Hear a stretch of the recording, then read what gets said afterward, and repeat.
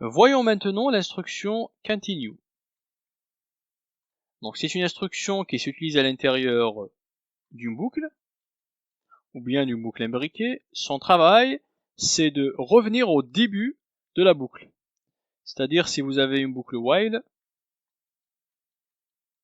vous avez des instructions à l'intérieur et puis vous tombez sur un continue. Même si vous avez des instructions après, la boucle ne va pas les exécuter, elle va tout simplement revenir au début.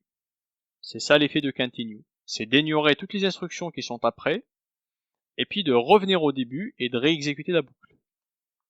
Alors, essayons d'illustrer ça avec un exemple, et puis de voir comment ça marche. Alors, imaginons que je souhaite afficher tous les nombres pairs qui sont inférieurs ou égaux à 10, en utilisant une boucle while. Alors, int i égale 1, et puis while i inférieur ou égal à 10. Donc là, qu'est-ce que je vais faire? Je teste if i modulo 2 est différent de 0. Ça veut dire ici i est impair. Si je tombe dans ce cas de figure, qu'est-ce que je vais faire? Je vais faire un continue. Avec un i++ bien évidemment avant. D'accord? Et si je ne rentre pas dans cette condition, qu'est-ce que je vais faire? J'affiche la valeur de i.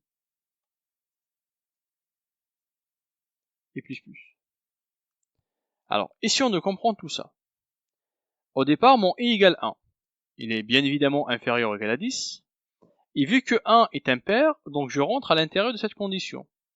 Ce qui fait que mon i devient 2.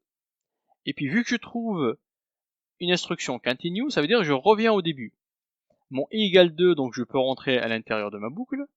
Donc 2 modulo 2 égale 0, donc je ne peux pas exécuter cette condition. Ce qui fait que je vais aller exécuter le reste du code. En l'occurrence, j'affiche la valeur de i, qui est égale à 2. D'accord? Et puis je mets i++, je reviens au début, donc 3 est inférieur ou égal à 10, donc je peux rentrer ici, et puis je fais continue. En fait, en gros, ce programme, qu'est-ce qu'il fait? À chaque fois qu'il rencontre un nombre impair, il ignore son affichage, et il revient au début de la boucle. Et quand il rencontre un nombre pair, il l'affiche. Simplement ça. Et si on exécutait tout ça, voilà. Il m'affiche tous les nombres pairs qui sont inférieurs ou égaux à 10. Bon, à part le 0, vu que je commence à partir de là.